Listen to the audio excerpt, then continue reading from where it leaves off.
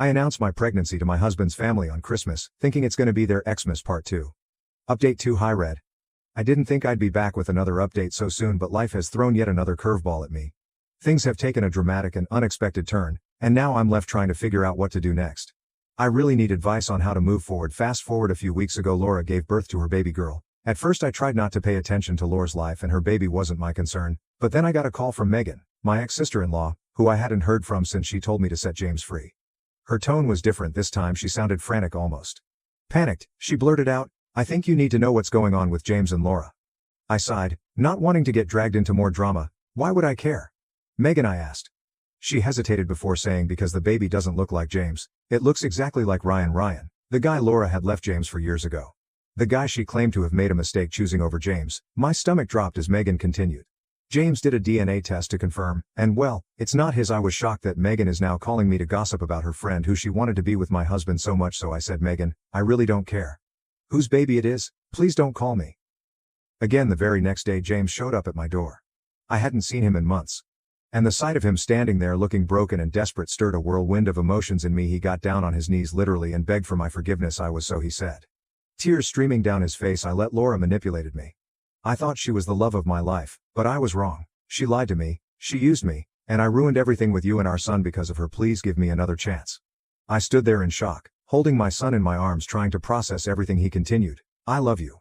I have always loved you. I let my past cloud my judgment, and I hurt you in ways I can never take back. But I want to fix this. I want to be here for you and our boy. I want to be." His words stirred something in me.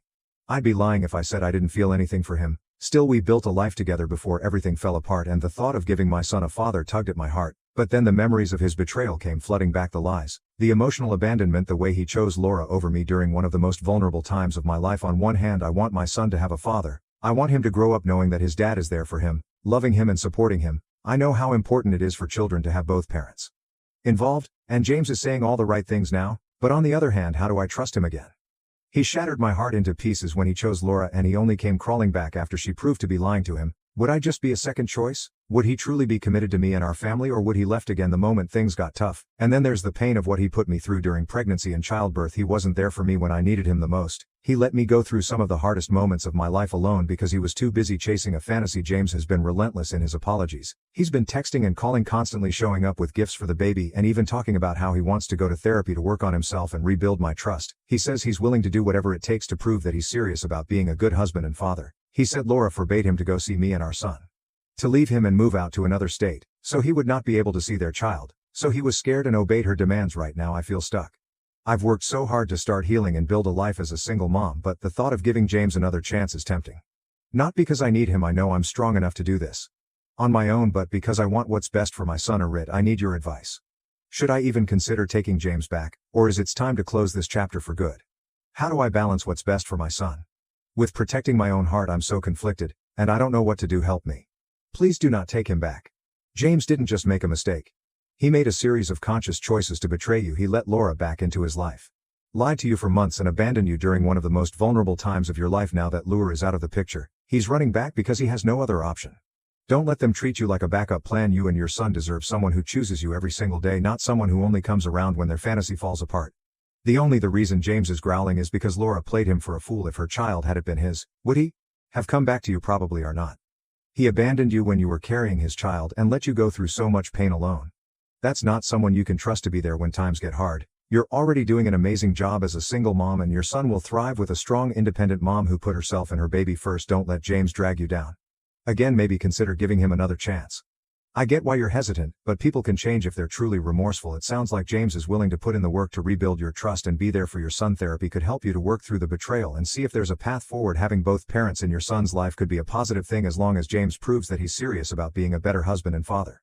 Just make sure he earns his place back in your life. Don't just let him off the hook easily. Update 3. Hi Ret, I wanted to give you another update, and I know this might be a controversial decision, but I've decided to give James another chance. After weeks of searching, countless sleepless nights, and advice from friends and family, I realized that part of me still loves James. We had a life together before everything fell apart, and I wanted to see if it was possible to rebuild that for the sake of our son. James has been relentless in proving his commitment. He started therapy on his own and has invited me to join him for a couple sessions. He's taken full responsibility for his actions and hasn't tried to justify his behavior or blame anyone else. He's been showing up constantly, bringing diapers, helping with late-night feedings, and even cooking and cleaning when he visits. Most importantly, he's been trying to rebuild a relationship with our son. Watching him hold our baby and seeing how much love he has for him softened my heart. I know I could raise my son on my own, but I also believe that having two loving parents involved is ideal as long as those parents can provide a healthy and stable environment. That said, I'm not letting James waltz back into our lives as if nothing happened. I've made it clear that this is a trial period. I told him I need time to rebuild my trust and that if he ever lies to me or puts me in second place again, it's over for good. He's agreed to my terms and has been incredibly patient and understanding. We've also agreed to keep Laura completely out of our lives. James has cut off all contact with her, and Megan has been told in no uncertain terms to stay out of our relationship. If anyone crosses that boundary, they're out of our lives. No questions asked. I won't pretend. This decision was easy, and I know there are no guarantees that things will work. Part of me is still scared of being here again, but I also want to give my son the chance to have both parents in his life. James has a lot to prove, and I'm taking things one day at a time. If it doesn't work out, I know I'm strong enough to walk away, but for now I'm cautiously hoping maybe, just maybe, we can build something stronger from the ashes of everything that's happened. Thanks to everyone who has supported me through this journey. Your advice and kindness have meant the world to me. I'll keep you posted on how things. I, 28, female, met my now fiancé, Joseph. 29, male. 3 years ago he was the only child of a wealthy marriage and is also bi. Both things are important later. And my brother Jason, 26, male, is the golden child of the family. He never does anything wrong, and even when both my parents favor him more than me and my sisters, my dad is more prone to excuse his behavior because he always wanted a boy. 10 years ago my brother came out to us, and since then he has used his to manipulate people to always get what he wants, because if he doesn't, then you're a homophobic a-hole who discriminates against him even when most things doesn't have anything to do with that. For example, our oldest sister is 34, female. Got her first car when my brother was 22 and he made her give it to him after pressuring her for months and getting. My dad is involved now. My sister is paying for a car she doesn't even own. When I first introduced them to Joseph, Jason jumped directly at him, flirting and playing just because Joe's rich. My brother has been trying for years to make my boyfriend cheats and has never admitted. Things got worse when he found out about his and has been more open with his advances. I tried to go low contact or no contact with him for a while. My dad always forces us to be together and has been literally impossible. Jason's totally obsessed with Joe, to the point my boyfriend only sees my family at big events like Christmas or New Year's because Jason is all over him all the time. A few months ago Joe proposed to me, and when I told my family alone, by the way, Jason began to cry and admitted in front of my parents and sister that he was very much in love with Joseph, that it wasn't fair that I married him, and deep down he knew Joe felt the same. Both my parents hugged him and tried to comfort him. Jason said that I had to give the ring to him and finally get out of their way and let them be happy, that he was the one who deserved the big life, and I was a B for making Joe settle for a woman and dismissing his. I said he was out of his mind, and got out of my house running after he started to yell. I told Joseph everything, and we both agreed to not invite him to the wedding because that was the last straw. When I told my parents, said it wasn't fair that I didn't invite him because I was already marrying the man he loved, and excluding him only proved the fact that I don't like him because I said I don't hate my brother, but that he was crazy and I didn't want him there ruining the party. It was my day, not his. They called me an a-hole and told me that they aren't coming to unless I invite him personally and give him a big role in my wedding. Am I the a-hole for not inviting him? My brother has been excluded from family party for years. I love my brother. I really do. I don't want him to feel excluded, but he gave me no choice. We were going to invite him until he demanded I left Joe just so they could be happy. Not the a-hole. Think of it this way, you're not excluding your brother, you're averting a Category 5 disaster at your wedding. Your parents have their own choices to make, and this is a really good opportunity for you to take note of who they really are. This is your life. And you decide who has access to your special moments, not the a-hole, but you and your sisters need spines. Yes, you are being pressured to cater to your brother and parents' whims, but you are not forced. Set boundaries. Don't run out on your own house because someone is yelling at you. I get it that pressure feels insurmountable. You feel forced to do what they say, but based on what you've told us, you have options you can take to set some basic boundaries with your sister. Needs to get her car back, stand firm, and not letting your brother come to your get security if you need to. Remember that you're not a kid and no longer dependent on doing what your parents say in order to survive. You can disagree with them and your brother and be okay. You can even not communicate with them or see them and be okay. Protect yourself and your fiancé from this toxicity. My husband's parents divorced when he was 3 because his mom was pregnant from an affair. Growing up, my husband always had a lot more than his sisters because his dad was rich. His mother was always resentful of her too, blaming her for the breakdown of her marriage and losing the lifestyle my father-in-law gave her because of this. My husband is very protective of his sister and is constantly going out of his way to help her, so when lockdown hit and my sister-in-law lost her job and needed a place to stay, he suggested she move in with us, which she did. The problem is she brought her roommate best friend with her. I've never liked her. When my husband and I were dating, she would openly flirt with him in front of me and make jokes that if they got married her and my sister-in-law would finally be sisters whilst my husband shot her down. My sister-in-law used to encourage her. I told my husband I didn't want her in our house, but he asked me to just give her a chance because the world was going to and people needed to look out for one another. Well, she's constantly flirting with my husband and doesn't seem to be deterred by any boundaries he sets. She's begun walking around the house in her underwear whenever she knows he'll be home and has asked him on more than one occasion if he'd rub sunscreen on her, and my sister-in-law both spent a lot of time trying to subtly convince me my husband is cheating too. Things reached a boiling point yesterday when I overheard her and sister-in-law talking about how she planned to trick him into sleeping with her, so he leaves me for her. They were making weird jokes about how the best friend would give my sister-in-law an allowance, and they'd live in luxury. They also made comments about how they couldn't believe my husband was married to that cow. I'm pregnant. I lost it. I called them disgusting and told them to get out of my house, to which my sister-in-law replied it was her brother's house. There was a lot of arguing until my husband came home and asked what happened to my sister-in-law, claimed I was being insecure and ridiculous. I started crying, so my husband took me in the other room to ask what happened after I explained he was and told them both to leave. I've been receiving a lot of aggressive text from my mother-in-law's side of the family since, claiming I was cruel for making someone homeless in the middle of the pandemic and that I was an insecure, controlling watch. They've also been telling my husband they're disappointed in him and that he's abandoned his family. Just like his father, my husband has retaliated by saying he will no longer pay for sister-in-law's grad school if she doesn't apologize and won't continue any financial support for the rest of the family unless the A stops. I feel really bad because I know how important family is to my husband, and I never wanted to put him in a position where he felt he had to choose between us. Am I the a-hole? Not the a-hole. And what the duck, he doesn't have to choose between you and his family. He has chosen, and that's you and your baby. And that's how it should be. The family you were born into is important, but the one you create is more important because that was your choice and not simply a game of chance. Your sister-in-law and her friend disrespected you in your own house and you are completely in your right to leave them homeless, and that's what they deserve for being conniving little bees. Unless sister-in-law apologizes to you, won't even need to acknowledge her existence anymore. That friend, on the other hand, should simply stay out of your and your husband's sight forever. If it were me, I would have slapped them before kicking them out. Darling, you didn't put him in a position to choose anything. His disgusting sister did that, and you did nothing wrong to his family. Probably only heard their version of the story, which I'm sure excludes any of what caused them to be removed in the first place. His family is welcome to move those toxic peers into their own homes, but they have no right to criticize you for taking out the trash. Sister-in-law will never be sorry. She will tell dear husband what he wants to hear to get back into his wallet. She is old enough to know that what her and her friends were planning is wrong. Not only does she not deserve a dime, she doesn't even deserve to be in either of your presence.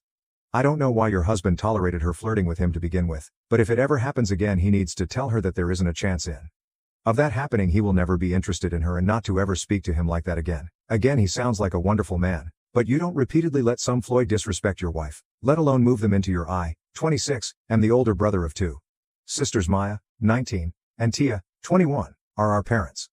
Are complete a-holes, and Maya was their golden child and honestly a complete and utterly spoiled bee. I get that's harsh to say about a kid, but she got special treatment and would get away with anything. Our parents basically encouraged it, despite basically leaving me to raise my sister so they could enjoy themselves. When I was 18, Tia was 13, and Maya was 11. I moved out. I stayed in contact with Tia, though I quickly gave up on trying to connect with Maya. Honestly, our parents and Maya were absolutely horrible to Tia while I was gone, so when she was 18, Tia moved out and stayed with me. I've made her get some therapy and done my best to be a good brother, and she's managed to be a lot happier since, though, and after I basically didn't see our parents or Maya. However, last November, Maya randomly reached out to us. Tia just ignored it. But Maya is still my little sister, so I gave her a chance. In the time without us, she'd really missed us and realized just how spoiled and cruel she was acting. Apparently part of how she treated Tia was jealous of how I was so close to her, but not Maya, though it obviously doesn't justify it. She had felt guilty for a while but was scared to reach out in case we'd reject her. She felt really sincere and was really apologetic and seemed ashamed. I forgave her, and we started talking a lot. I became close to Maya really quickly. We get along great now, and we're actually pretty similar. Unfortunately, Tia refuses to forgive her or even respond. I think she's being a little unfair, but I understand how she feels from talking. I noticed that Maya seems to be having a hard time at home. She wasn't going to say anything, but ended up spilling when I pressed her. Our parents basically turned on her the moment we left. She wasn't the golden child anymore and had to suffer our parents' BS. Honestly, I'm ashamed to admit, but I never considered how our parents would treat her with us gone, with how horrible our parents are. I wanted to ask her to move in with me now. I want to make clear I'm the renter of the rental agreement, and bills and everything are all under my name. Tia contributes, but since she's still in university and my little sister, it's much less and unofficial. But when I brought up the idea, Tia was furious, rejected it, and I tried to compromise and talk, but it went nowhere. So in the end, I told Tia I'm offering, and that she can be civil or I can help her move somewhere else. Maya accepted coming to stay next week, and Tia is, and feels I'm choosing the golden child over her. But I'm not. Maya is suffering, and I want to help. She's a different person now. I understand Tia hurts, and I get her anger, but Maya also needs me right now. Tia is still angry. And our friends think it was an a-hole move, but Maya is her sister, and I don't think it's wrong to help her. I helped Tia back then too, yes, the a-hole, but this is a really complicated situation. So let me explain my reasoning here. First and foremost, you did an amazing thing for Tia. Your parents are by far the biggest a-holes in this story, and you're right for wanting to get May out of that environment too. Kudos for helping your siblings escape. But the thing is, Mayo was part of that abuse for Tia. She helped make Tia's life. It's good that Maya showed sincere remorse and apologized to you, but your experience with her is not the same as Tia's. Tia was hurt much more deeply by Maya, and she'll need a lot of time to process this and come to a place of forgiveness. But instead of giving her that time to process, what did you do? You gave Tia an ultimatum that you would be overriding her feelings, moving one of her primary A's into her home with a week's notice, and that if she didn't accept this, she would need to leave. I understand that Maya needs you, and this is a tough situation no matter what, but you did this wrong. You trampled all over Tia and made her feel like her safety and her feelings weren't important to you, and you're going to need to fix that. Edit. There are a few things I want to clear up first though. 1. Maya isn't lying about this. I know my parents, and Maya didn't even want to tell me about her issues at home. There is basically no chance it's all a lie, and she has tried to talk and to apologize to Tia. Tia just won't let her know what she did in the past was horrible, but she isn't just manipulating me to hurt Tia. She genuinely hated how she was, and she wants to live somewhere safe and happy and love too. I get it. It wasn't enough, but the timeline was admittedly poorly written. We started discussing it last month. She knew this decision for a couple of weeks, while I now see it was misguided and cruel. It wasn't just a week. 3. I don't know if it's appropriate to go in depth, but Maya's acts against Tia were verbal, and psychologically it was disgusting, and I know how deeply it hurt Tia. Our parents were mostly really neglectful aside from verbal, emotional, and rewarding Maya for being the golden child. Being perfect and cruel meant she would get their love, which neither of us did. So, my husband and I have an age gap. I'm 27, and he's 41.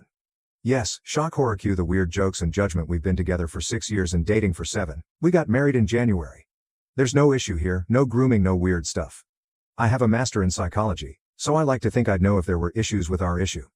Is that pretty much immediately after we got married, my in-law started pressuring us to have kids. We tried to be really firm that we'd only have kids when I was ready. I want to focus on my career first, etc. My husband is semi-retired. He owns several rental homes debt-free, while I have a secure government job that offers excellent career growth, and I want to continue working for 10 years or so before having kids. At the end of lockdown, my in-laws came by for a barbecue and brought a mountain of baby stuff, crib, pram, clothes, toys, etc. We were horrified, and I sat them down and explained that I wanted to focus on my career for the next 10 years or so. My mother-in-law responded to say that wasn't a problem. Hubby works from home, and in-laws live 5 minutes away. I can just have the babies, and essentially in-laws and hubby would raise them while I worked. I said that we had considered that, but I was brought up by a stay-at-home mom while my dad worked full-time, and as a result I never felt close to my dad because he was never there for any of my big milestones, and this led to resentment in my teen years, which I now regret, as my parents died when I was 19, so I never got the chance to reconcile with him. I don't want this to happen with kids of mine, so I wanted to wait until I felt more comfortable working part-time before having children. My mother-in-law did the math and worked out that she'd be 75 and father-in-law 81 by the time we had kids, and stormed out, claiming that we're being unfair and that I'm her only chance of having grandbabies. Her daughter is married to a woman, and they have adopted 2 kids together, so kind of an a-hole statement on her part. So are we the a-holes here? Not the a-hole, but I would be a little concerned with waiting for a long period of time just because of the age gap. You said your husband is 41, which means already by the time your babies grow up he will be 60. It might be a better idea to have a discussion with him about what he wants to, because while raising a kid is possible no matter the age, it might not be ideal for your mother-in-law, and father-in-law has no say in the matter though and should respect your decision regardless. Not the a-hole, but if you're 27 and plan to work for 10 years until 37 before having kids, you may want to have a good look at geriatric pregnancy and infertility.